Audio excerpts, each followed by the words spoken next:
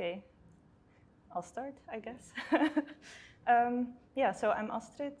I also graduated from ArtEZ in 2017, I think, so already some time ago. But from graphic design, so that's, yeah, downstairs. After which I did a master's at the KBK in The Hague, and now I work as a filmmaker and as an artistic researcher. And I also teach at ArtEZ in Enschede. And very broadly, most of my work looks at the mechanisms of capture, so mechanisms of documentation, registration, distribution that enforce certain social political hierarchies. Yeah, and in this I mainly look at the relation between digital and physical space, not as opposites but as parallels. So how are concepts of power, territory, control coded into digital spaces? Or in institutional spaces, and how is the structural design of digital infrastructures or platforms enforcing this in physical space or in physical bodies.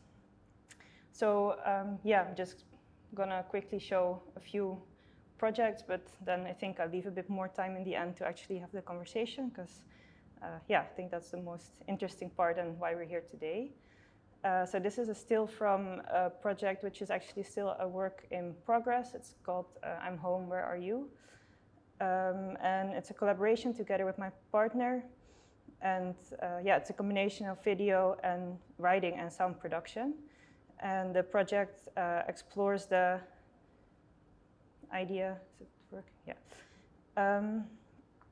The project explores the idea of home and what it means to be together at home when that physical space is being defined by visa restrictions, residency permits, and then how digital media play a role in that, in connecting, disconnecting, or as memory or as embodied experience.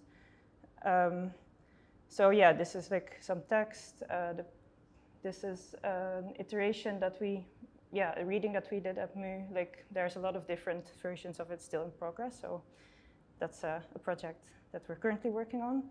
Then these are some stills from a documentary that I finished in April. And it's about the functioning of the GGZ, so that's the Dutch mental health care system. And it's the story of Lindsay, who you see pictured also in the stills. And she has been hospitalized in a high intensity care unit. And leading for the storyline are the clinical logbooks that have been kept on her during her time there by the staff. So she reads through them and then responds to it, actually showing the discrepancy between the experience and the official documentation. So through that, the film is questioning also the violence of institutional documentation. And yeah, questions how that changes the perception of yourself, and how does that create the idea of objectivity or truth, and then yeah, what does that mean for your self-perception?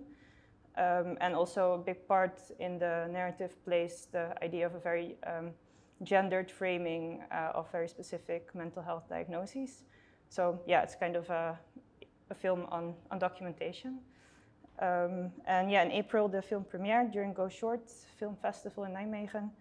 And currently, we're working on setting up more of an educational program or platform as well. Which hopefully we will also work together with the GGZ. This is already a project from, it's a bit older, but this photo is from half a year ago during an exhibition.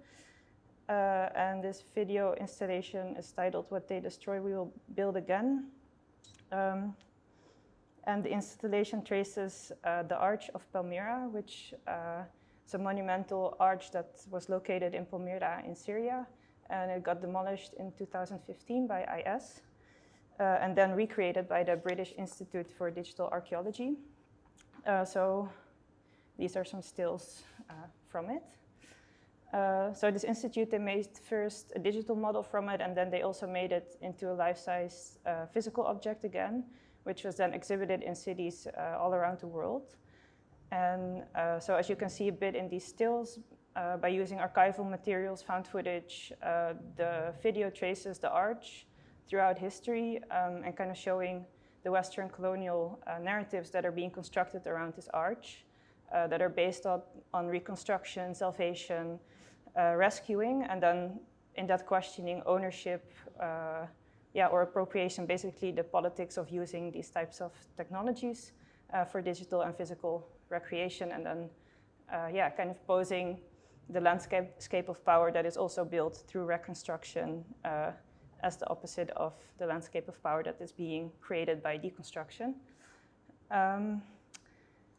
Then, in light of the graduation, I figured I end with my own graduation project from some years ago, because in a way it's a project that I still, that I'm still working on, and it has been transformed into different versions, different types of research. Also because I think from here we can find some common ground in terms of subject and interest to then continue the conversation afterwards. So the project I graduated with, you see the installation here, which was downstairs in the computer space, in case you recognize it. I think it's completely full now, still with the screens, but it was empty at one point.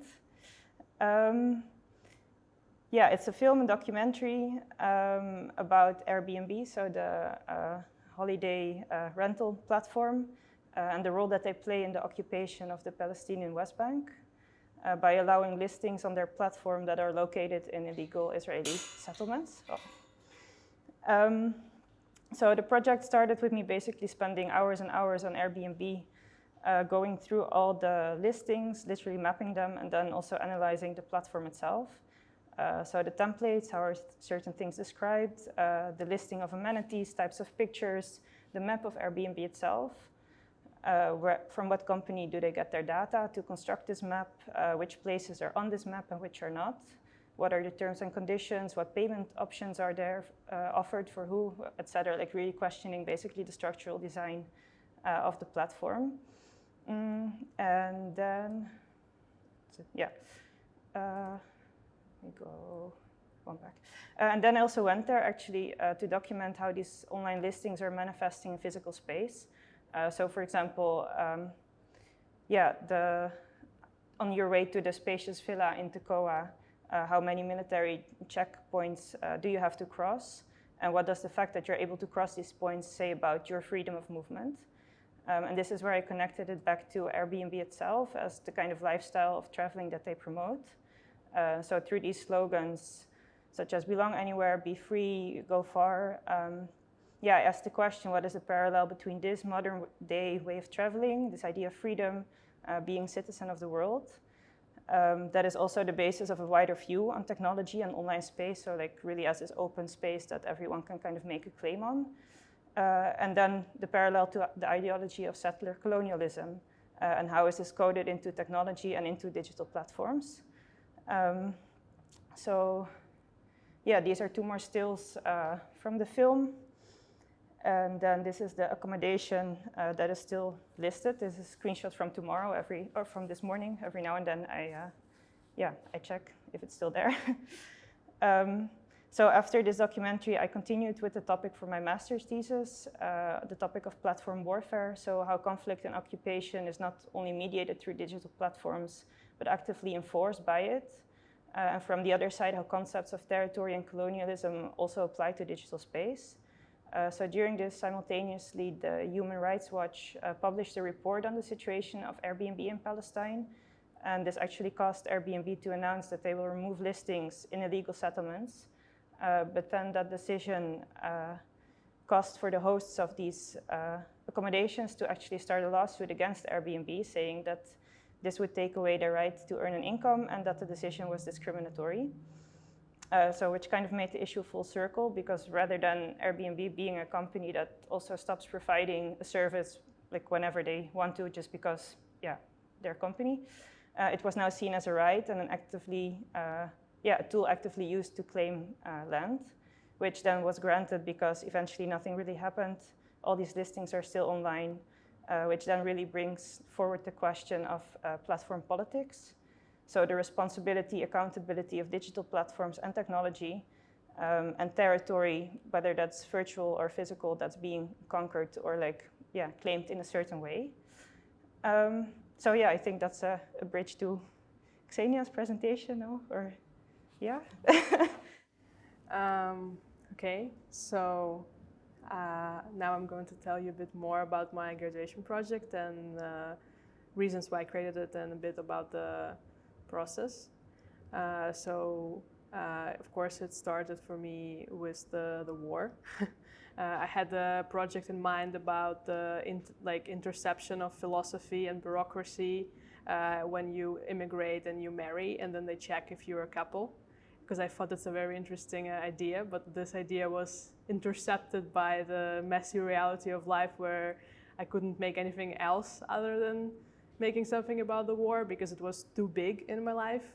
And what triggered me to do this project is actually going to Poland, and because I went to Poland to help the Ukrainian refugees, and there I felt like I really understood each other with Polish people, like we just got each other. It was immediately the reality came together, and the war and my life were intervened. But while I came back, I felt again this very weird crack between me and the sunny Arnhem and people who just keep living their lives, and my world collapsing behind the screen. And it was a very strong feeling. So I started looking for metaphors, started looking for ways how to engage people with what I wanted to say. Like I wrote an article about how I was in Poland for a Russian independent media. And but when I read it to people here, I felt much more disconnect. They were like, oh, okay, like, sure, that's what happened. So I started looking for more felt metaphors of engagement. So I discovered the non-Newtonian liquid as a very good medium to describe sinking, and because if you just go fast, you would never go through, basically. And I thought of it as a good metaphor for a screen and the surface of a screen. And of course, what I started noticing throughout this war going on, throughout this project developing, is this relationship to the information that was like basically the content of my existence, that what was suddenly sensitive for others. I was sensitive for others. I wanted to talk about what I see every day, about my friends being arrested, about people dying. But I got a lot of the response of like, yeah, but if I engage, I'm gonna get depressed. Like if I'm gonna look at it too much, it's gonna make me sad, which is of course very valid points as well. But I felt this huge disconnect of where do we put the warning screen in front of which people, and which people are left behind it, unable to look away. So that triggered more this idea, this desire to connect, this desire to, make people meaningfully ask, how do I engage? What does bring my attention?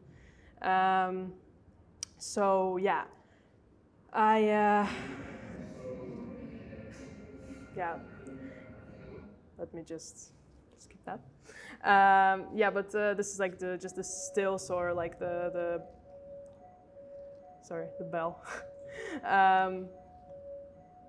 It's just the inspiration I had for the video essay. I really wanted to integrate the idea of like very casual life, me going to Amsterdam, me at my room, me looking in the mirror after the shower, and constantly thinking about this idea that I'm isolated from people here, that I see in all the reflective surface and all the screen. I see this this very huge subject for me, and then everyone else just sees, a proper rainy day, or like a mirror.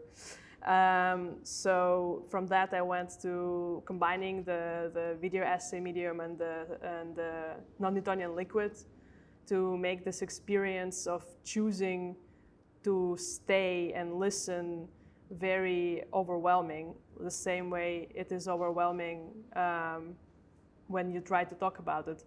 And throughout my whole practice, I think always come back to this digital structures, digital policies, invisible defaults, invisible settings that guide us through and establish how we connect to things and how we think of topics. They basically generate realities. And so that's how the structure for my video formed, that the Act 1 is it happened, which is very personal, which people can see in this installation. The Act 2 is a bit more going into my research on the policies online, connecting to other wars, other people, and how they can be shadow banned, they can be blocked where people who are violent towards them and say violent things are not because it's free speech, and all of those very intricate connections and very intricate tensions of thinking of what is appropriate in this digital space that is online, that is like a public space basically. And the third act was about the fact that marketing adjusted to social media very well.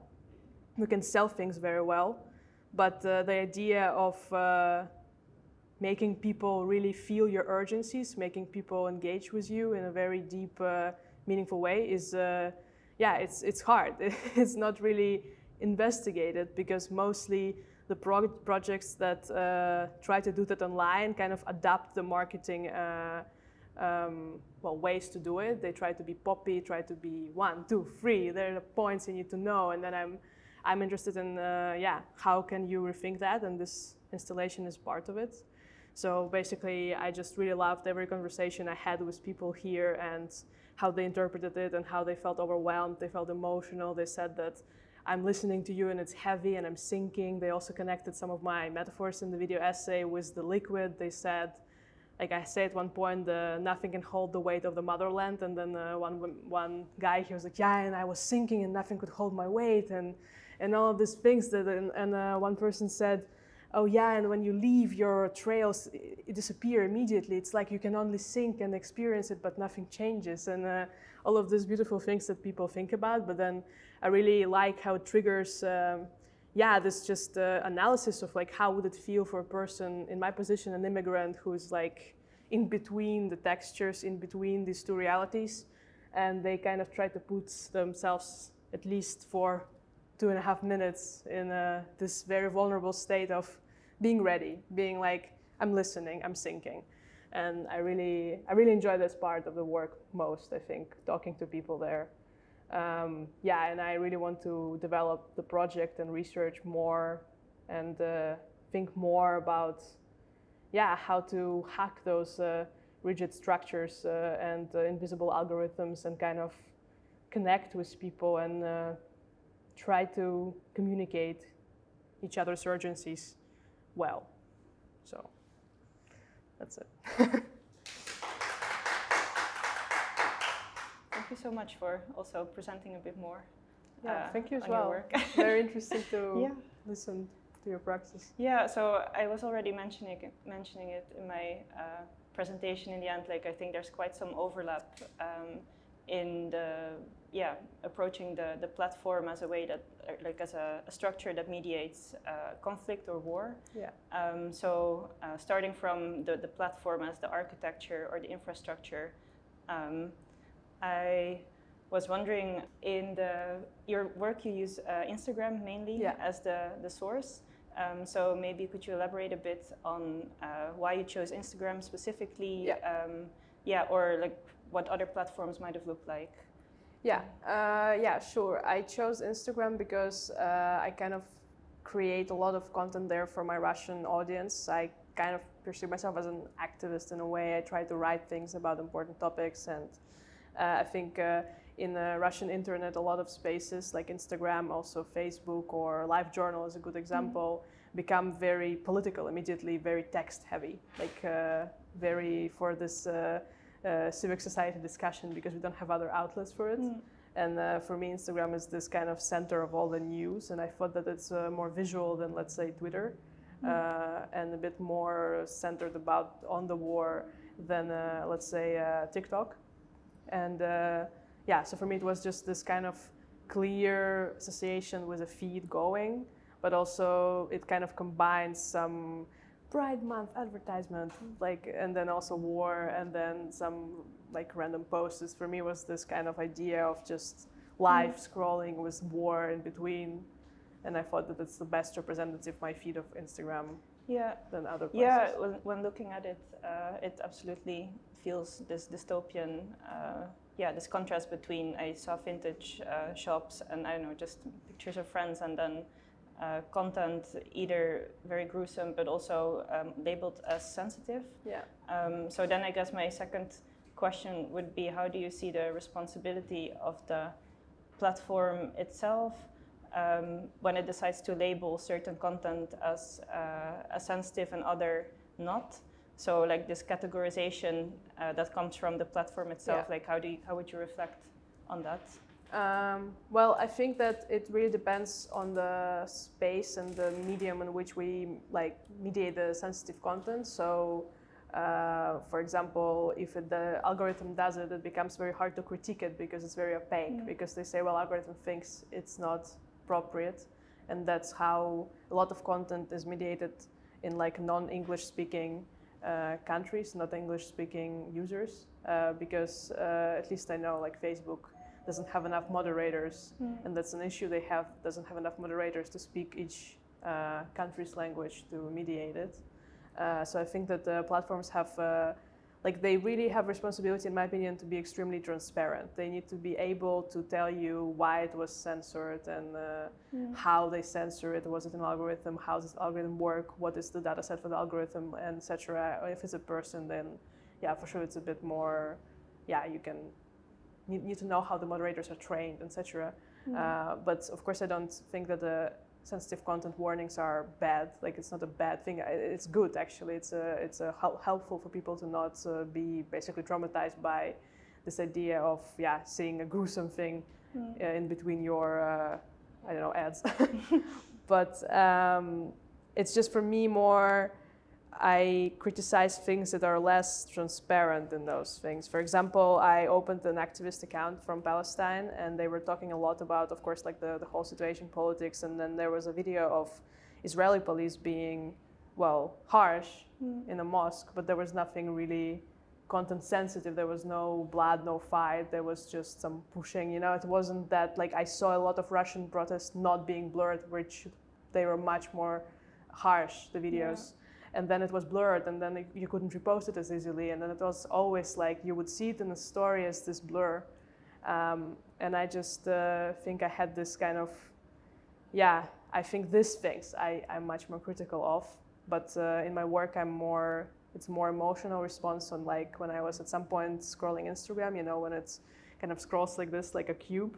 At some point, both of the stories were sensitive content. So I was just scrolling through this cube of sensitive content, which was my world, and it was very weird, alienating feeling of, but I cannot look away because it is my country that wages this war, and it is the people who speak my language, and it's very, it was just this more, the question of the gaze and how it forms policies and relations to things, rather than a full-on critique of sensitive warnings, but for sure they also have their issues.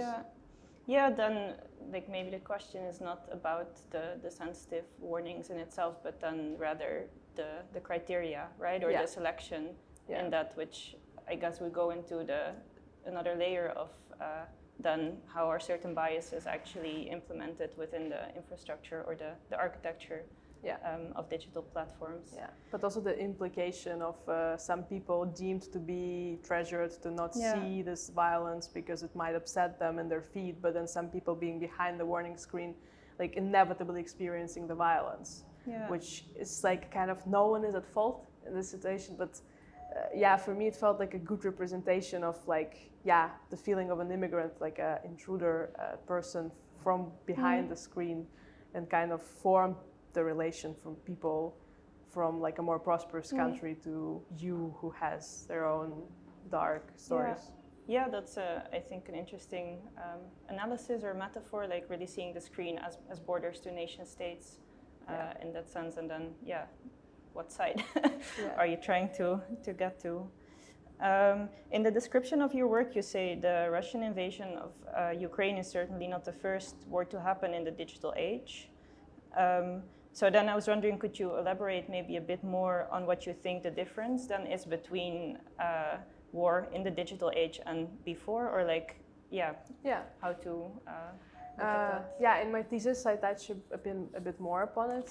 So my thesis is about also war and basically about the potential of overlap of artistic ambiguity and technical knowledge that digital art possesses, that I think is a good emancipatory tool. It could be a good emancipatory tool. And there I spent quite a lot of time kind of proving in a way why I think that technology is actually like, it doesn't rationalize or clarify or make it more transparent, like the war or everything.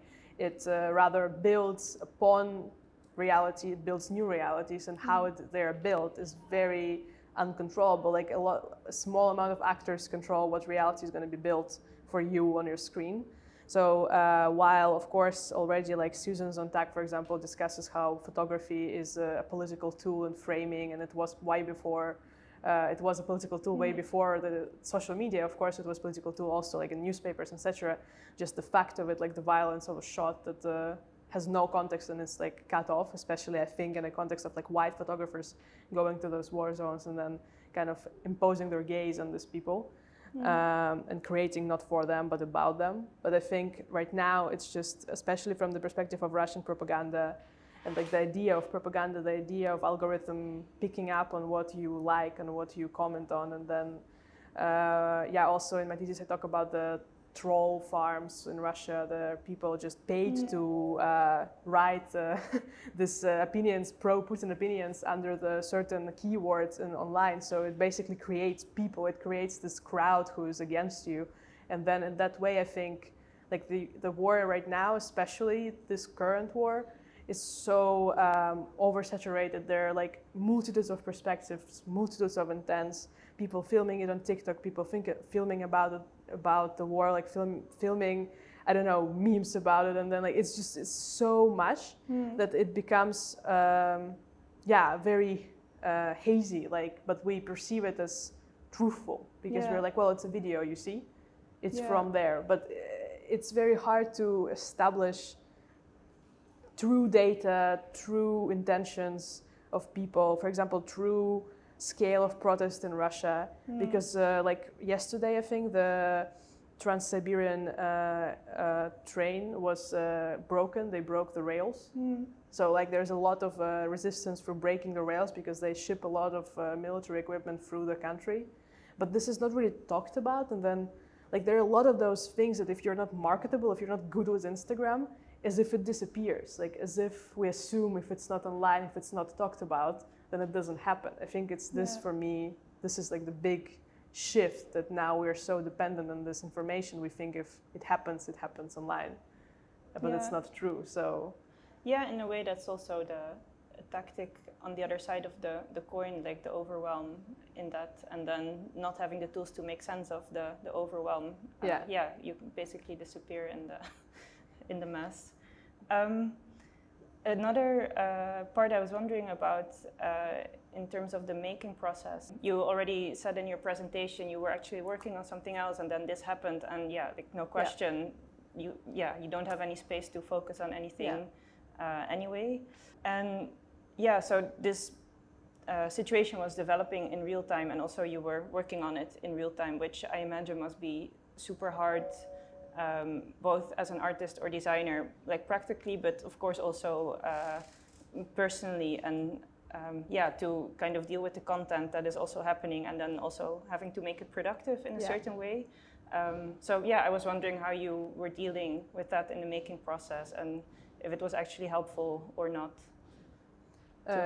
Helpful in what way?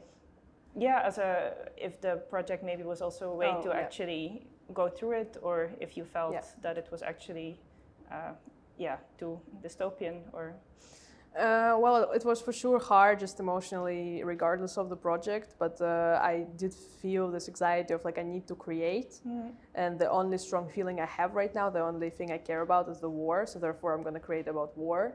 So it was not really a question anymore, but it also tied in very well with what I was doing before. Like a lot of my work is about immigration, alienation, control, and it's all political.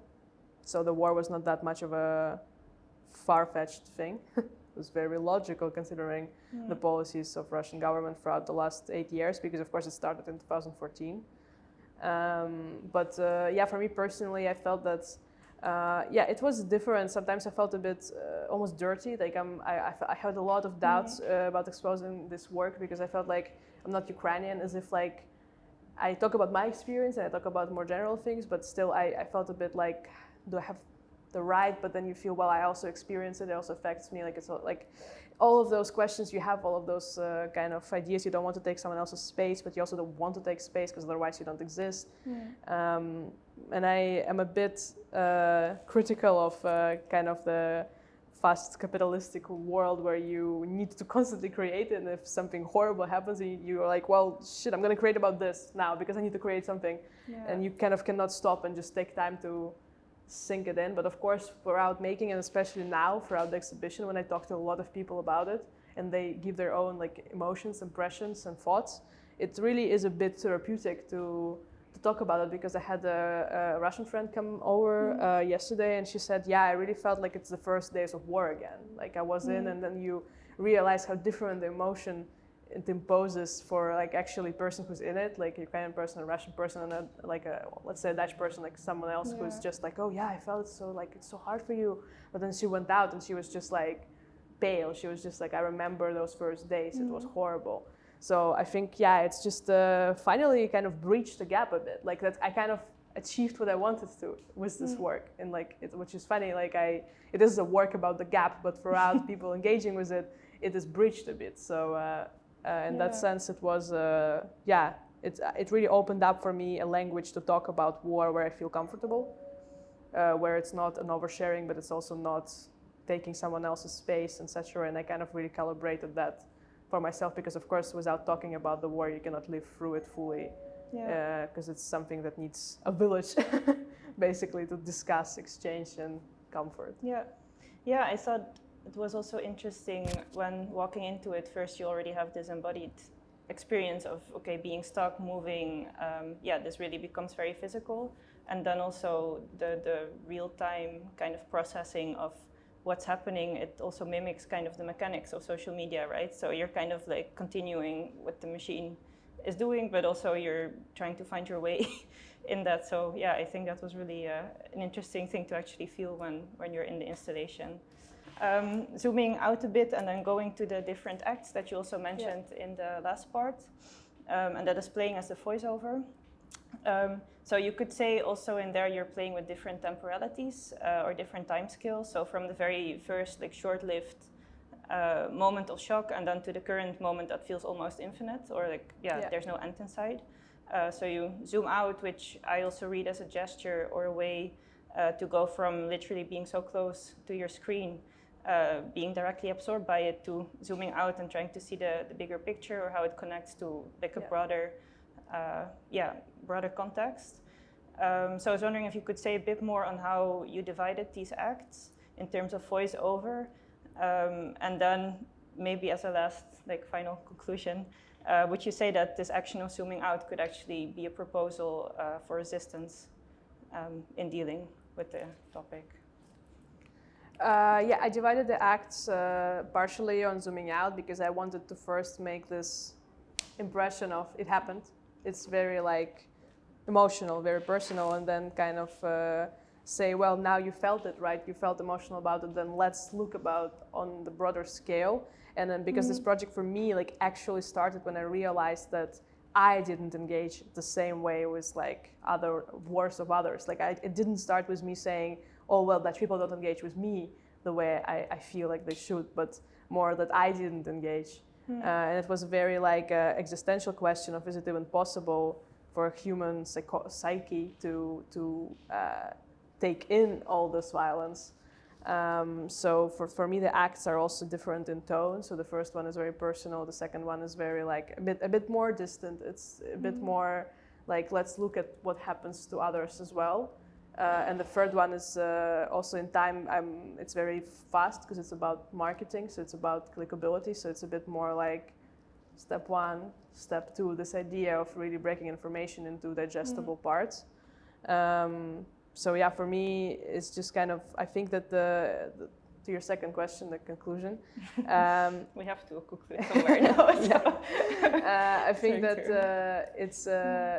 I think that generally the idea of catching someone with emotion, true emotion, that they are now listening, they are now engaged, and then zooming out is a very good hook for a lot of political discussion. about the things that we all face. I think for me now, like throughout like maybe the last 5 years where I'm trying to engage people with different issues, like this is the way that catches most people to really think about something, because if you just tell them the big picture, they usually don't tend to really engage with it. They say, well, okay, that sucks. But if you first put your vulnerability on the pedestal and you say, here I am, here's how vulnerable it is, then there's some sort of connection happening. So yeah, I think so. I think for me in my practice, like as a methodology, in a very broad sense, I think that's what I'm trying to do. Yeah. Nice. Thank you so much. Yeah. Thank you for clarifying. I'm looking at you.